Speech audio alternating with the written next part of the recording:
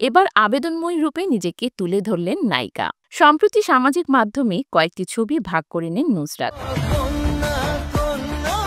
ঢাকাই সিনেমার অন্যতম জনপ্রিয় নায়িকা নুসরাত ফারিয়া এবারের ঈদে তার ছবি খুব একটা সাড়া ফেলেনি, তবে কন্যা আইটেম গানে দর্শকরা বেশ মজেছেন। পর্দার বাইরে নানা রূপে নিজেকে উপস্থাপন করেন এই অভিনেত্রী।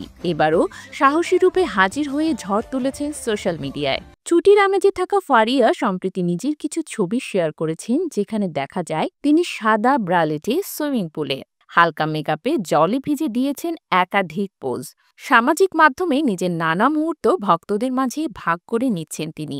এবার আবেদনময়ী রূপে নিজেকে তুলে ধরলেন নায়িকা।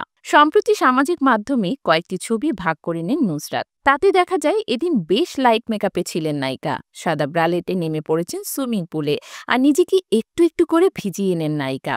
এই সময় ক্যামেরায় বিভিন্ন পোজ দেন নুসরাত। শরীরের অর্ধেকটা জলে ডুবিয়ে নিজেকে যেন করে তোলেন আরও উষ্ণ ও আবেদনময়ী। ক্যাপশনে লিখেছেন, serving looks, making splashes and pretending I did not just get my hair wait.